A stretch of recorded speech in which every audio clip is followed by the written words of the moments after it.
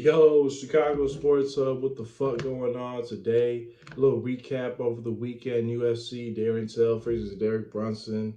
What the fuck, Darren Till? Damn, dude. Very disappointing. MLB news around the league. Who's leading the MVP race in American League, National League? Like what teams are fucking leading their divisions, what teams are in the race in their divisions. And also, some NFL news, some injuries or seeing free agents that are practicing with teams for workouts, and what team should sign Cam Newton, man? This is like, what the fuck? There's plenty of teams that should go after Cam Newton. But let's get straight into it. Derek Brunson versus Darren Till. Bro, what the fuck? I said the last video, like Darren Till's weakness showed. It was he had no takedown defense. He had no grappling. He had no wrestling at all.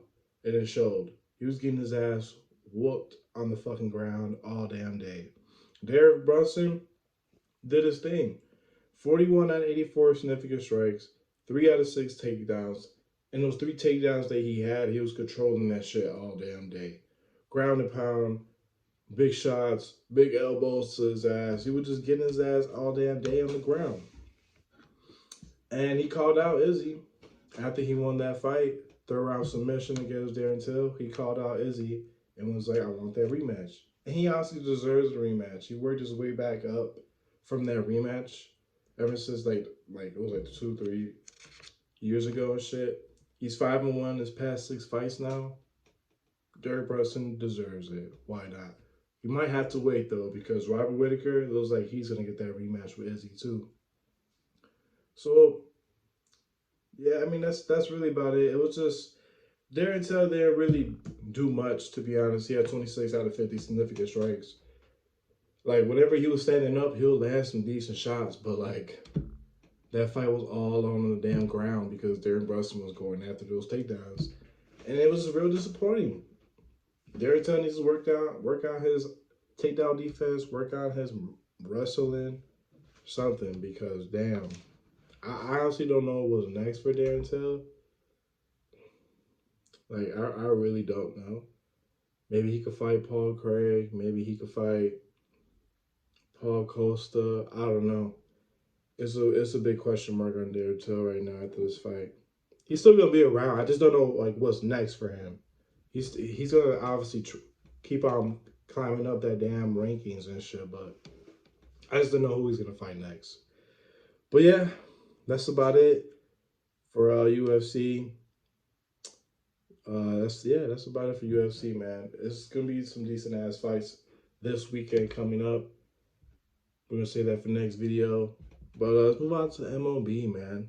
Some baseball. Who's leading the fucking race for MVP in American League? It's Ohtani. Ohtani, man, for his pitching stats, bro, he's 9-1 with 2.97 ERA, 135 strikeouts. You know what I'm saying? Like he's getting that shit for the pitching. Like, yeah, his ERA doesn't look pretty good, but his strikeouts is fucking there. It's just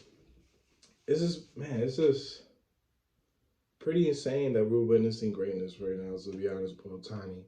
Because not only did he could fucking pitch good, he could also fucking hit like fucking crazy. Like 43 home runs he has right now so far, 93 RBIs, 23 stolen bases. His batting average is 258. He's just killing shit on both sides of the ball, pitching and hitting.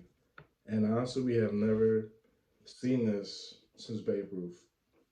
So that's who's leading the MVP race right now for the American League. Otani's doing his fucking thing. I honestly think he's gonna continue to lead the race and win it. The person behind Otani is Vladimir Guerrero Jr. 40 home runs. He has 98 RBIs. Batting average 321. Like, yeah, don't get me wrong, that motherfucker's going crazy. He might get the Triple Crown, but like I don't know about MVP just because Otani's doing his thing on the pitching part too. So I don't know, Vlad. I honestly don't know. You could think you're gonna get the MVP at all, to be honest. And for the NL MVP, we already know Tatis, man. Tatis, he might win that shit, to be honest. 37 home runs, 85 RBIs, 24 stolen bases, 280 batting average. He's doing his thing in San Diego, man. He's putting up some big numbers, hitting some runs and shit like that. But yeah, that's it with Tatis and the NL. They're saying that Bryce Harper's in the race with the NL MVP. I mean, don't get me wrong. He's been killing it for the past like 15, 20 games. But I don't know. I honestly don't think he could get ahead of Tatis in the National League MVP. If he keeps on playing like how he is throughout the whole season, shit, who knows? Maybe, but I don't. I personally don't think so. I think Tatis got this shit in the headlock. This a lock for him, man. MVP Tatis and shit. But that's about it for the MVP conversation and shit right now. Let's move on to like some teams and their divisions.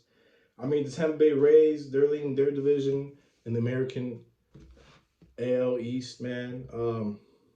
87 to 51 games that they got. First place. Yankees are right behind them in second place, 78 and 59. And the Red Sox, third place, 79 and 61. So these are like close ass teams that are trying to like get in that playoff spot. The Yankees, props to them. I'm not gonna lie. They climbed their way back up to that shit, to be honest. The Red Sox, I don't know. They've kind of been struggling here and there for the past few games, but ever since they got Chris Sale back, I mean, maybe they could, you know what I'm saying, actually secure that playoff spot. It's going to be real tough for these teams. It's going to be real tough for these teams in this division. But I honestly think that Rays got that shit on lock in their division. I think they're going to come out and win their division, to be honest, Tampa Bay Rays. I think Yankees and Red Sox, I think they both could go to the fucking playoffs.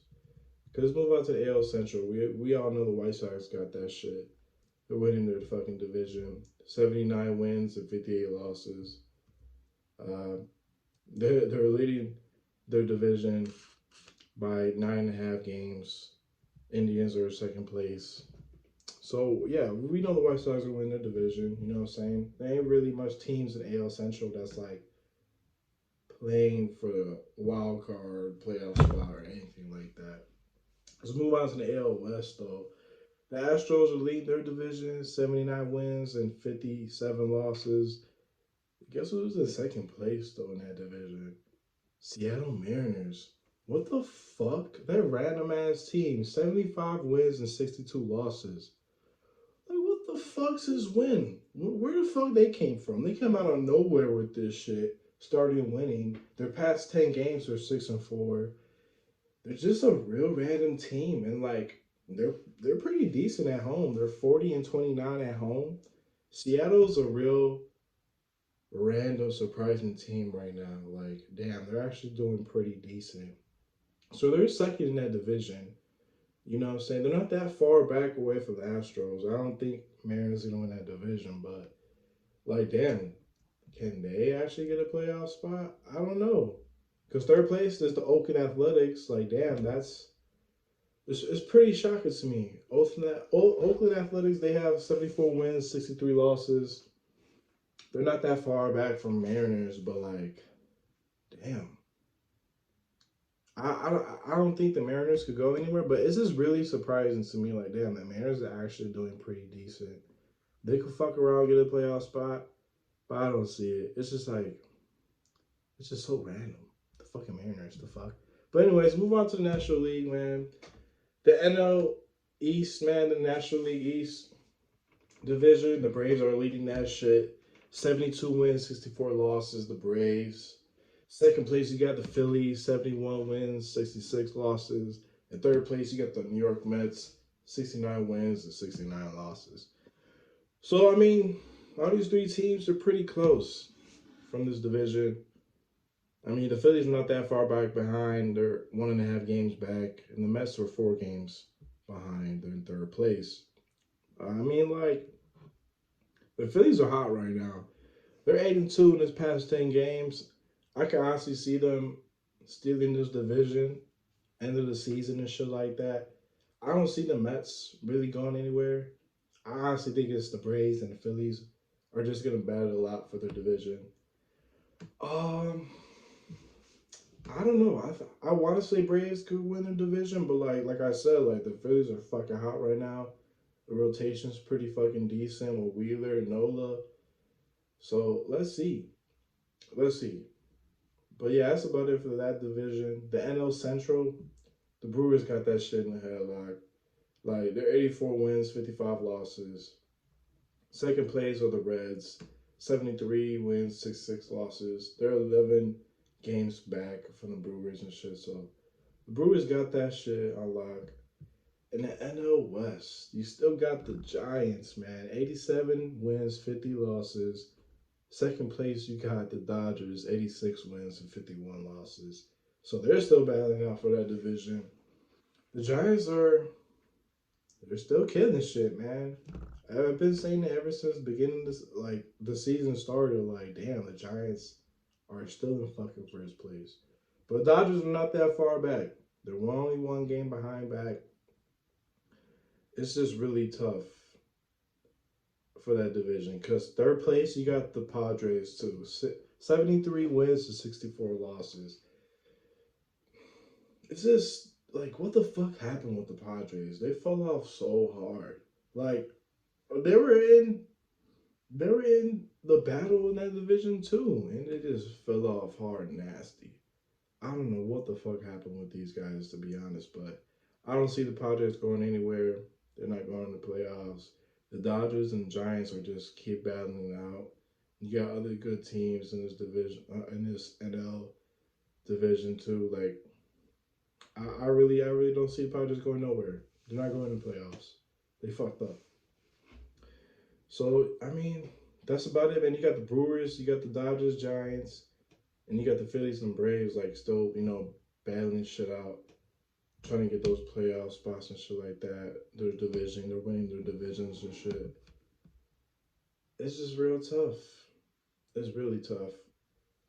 I really, it's either gonna be the Giants or the Dodgers coming out the NL, and then for the AL, it's either gonna be the Astros or the White Sox coming out, man, the American League. So it's just really tough, man. It's really tough for baseball right now. There's a lot of teams still battling out, trying to get that playoff spot. We're gonna see about that. Really interesting right now in baseball. But that's about it, man. That's about it for that's about it for baseball. Let's move on to some NFL news, man. Just a little short news was going around the league and shit like that, but let's get straight into it for the NFL. The Houston Texans, they're sitting Deshaun Watson and they're going to start Tyrod Taylor. I guess, I don't know, the Texans decided to sit Deshaun Watson because what's going on in court with Deshaun Watson and shit like that. Um, I mean, I honestly think that Deshaun Watson's going to play some time this season, maybe like mid-season. I honestly think the Texans are going to trade Deshaun Watson somewhere. It would be dope, honestly. I don't think Deshaun Watson's gonna sit the whole year. If he does, then damn, fuck it. But I honestly think that he's gonna play mid-season, somewhere in the mid-season. Let's see. Let's see, man. Because he made the roster for Texans. Like, if he made the roster, why the fuck are you gonna sit him then? It makes no sense. I don't know what the fuck the Texans are doing, but that's about it for the Texans and Deshaun Watson. What's going on over there in Houston? Let's move on to the Ravens, man. The Ravens, Baltimore Ravens. They're willing to have a tryout workout for Le'Veon Bell. You know what I'm saying? Since J.K. Dobbins tore his ACL. Let's see if Le'Veon Bell could do some shit, man. Let's see if he can make the team for the Ravens and get that starting position. Because that would be nice for fantasy football, too. Le'Veon Bell, Lamar Jackson. Hey, let's see, man. So that's something to look out for, Le'Veon Bell, man. I honestly think he still got it in him. And if he does make the team for the Ravens, I think he's going to get that #1 spot. Come on, over Gus Edwards. You're kidding me. Let's go. Let's see what's up with that. Hopefully Le'Veon Bell could, you know what I'm saying, make the cut, make that team and shit. That's about it for the Ravens and Le'Veon Bell. Let's move on to the last topic of NFL. What teams should go after Cam Newton? Number one on my list is the Washington football team. Why? Because you got Ron Rivera as the head coach. I mean, they're both familiar with each other. They went to the Super Bowl with each other. Cam Newton won the MVP with Ron Rivera. So I think that would be a little nice fit for Cam Newton. Yeah, I guess they have Ryan Fitzpatrick, but like, you're telling me you'd rather go with Ryan Fitzpatrick than Cam Newton? Like, come on, go. I honestly think the Washington should go after Cam Newton, bro. To be honest, that'll be nice. Uniting with Ron Rivera, be decent. But the second team on the list is the Texans. I like they're sitting Deshaun Watson, starting Tyron Taylor, and they're most likely going to trade Deshaun Watson midseason. So I think the Texans should go after the Cam Newton as well. Like, yeah, Tyron Taylor, he's somewhat decent, but if I was the Texans, I would trust Cam Newton more over Tyron Taylor. That's just me. I don't know. I'd rather trust a former MVP, saying a quarterback who played in the Super Bowl than Tyron Taylor. That's just me. So I don't know. I don't know what the hell Texans are doing. I guess they're really trusting Tyron Taylor. Let's see. And number three on the list, teams that should go after Cam Newton. The Indianapolis Colts, man. I think the Colts should go after his ass too. Like, yeah, I understand they got Carson Wentz, but his ass can never stay fucking healthy. And then yeah, they got Jacoby Brissett in the backup too. But going back to what I said about the Texans, Tyrod Taylor. If Carson Wentz gonna keep on getting injured, and you got Tyrod Taylor, and if you got fucking Jacoby Brissett as your backup quarterback, my bad, y'all know what the fuck I meant. But you got Jacoby Brissett as your backup quarterback. I'd rather trust a quarterback who used to be MVP, who played in the Super Bowl, than Jacoby Brissett as my backup quarterback. So I don't know, man. I think all three of these teams should go after Cam Newton, Washington football team, the Texans, and the Colts. They need some depth in that quarterback position. Why not go after fucking Cam Newton? Get like a little, I don't know, cheap deal out of him or some shit. Or at least pay him a little something. I don't think Cam Newton's I don't think he's over with, man. I think he's still got something left in him. I think one more season. I really wanted to see him play in New England Patriots, but Belichick, I guess he had enough. I don't know. He really saw something in Mac Jones and just cut Cam Newton and made Mac Jones starting quarterback. I mean, it's not. Let's be honest. Like, we knew that was gonna happen eventually, because Mac Jones fits so perfect with that Patriots system. It's just like I ain't expect it to be that soon. Like, damn, Cam Newton didn't even play the fucking first game. But hey, it is what it is. I guess Belichick sees some shit. So that's about it for NFL news. We appreciate y'all.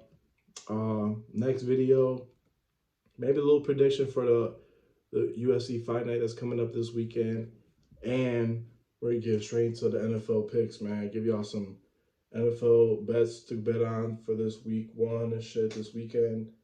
Let's get into it. Appreciate y'all, motherfuckers. Keep supporting, like, subscribe the fucking YouTube page.